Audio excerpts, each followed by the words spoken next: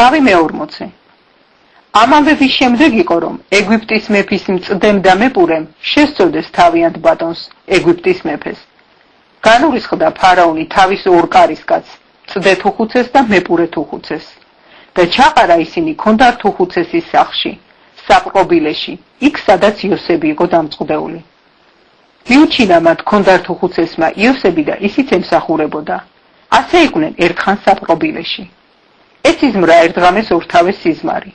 თითოეულს თავისი საკუთრივ ასახსნელი. ეგვიპტის მეფის მწდეს და მეპურეს საპყრობილეში რომ იყვნენ დამწყვდეულნი. მივიდა მათთან დილით იოსები და დაინახა რომ დაღვრემილნი იყვნენ.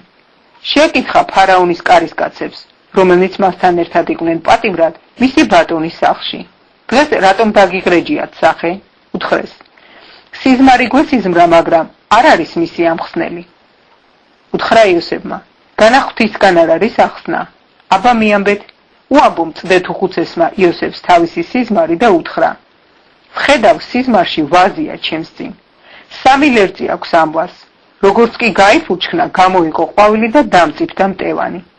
ხელში ფარაონის თასი მეჯირა. ავიღე ყურძენი, ჩავწურე ფარაონის თასში და თასი ფარაონს მივართვი.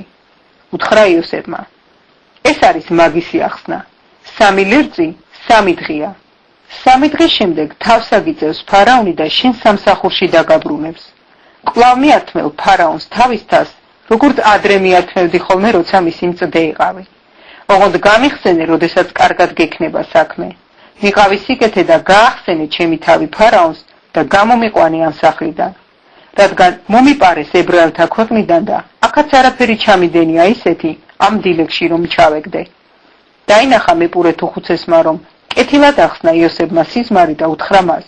მეც მესიზმრა სიზმარი. აჰა 3 მოწნული კალათა მადგას თავზე. ზემო კალათაში ფარაონის ნაირ-ნაირი საჭმელი აწყვია, მზარეულის გაკეთებული. ჩიტიკენ კავს ჩემს თავს ზემოთ იმ კალათიდან. მიიგო იოსებმა და უთხრა. ეს იქნება ახსნა.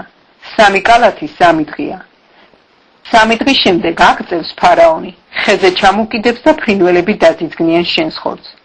მესამე დღეს ფარაონის დაბადების დღეს გაუმართა ფარაონმა ხინი თავის მორჩილებს და მოიკითხა თავის მორჩილთა შორის მწდე თუხუცესი და მეპურე თუხუცესი. დააბრუნა მწდე თუხუცესი თავის ადგილზე და იგი კვლავაც მიართმევდა ფარაონს თასს. ხოლო მეპურე თუხუცესი ხეზე ჩამოკიდა, როგორც განუმარტა მათ იოსებმა. არ გახსენებია მწდე თუხუცეს იოსები, დაავიწყდა.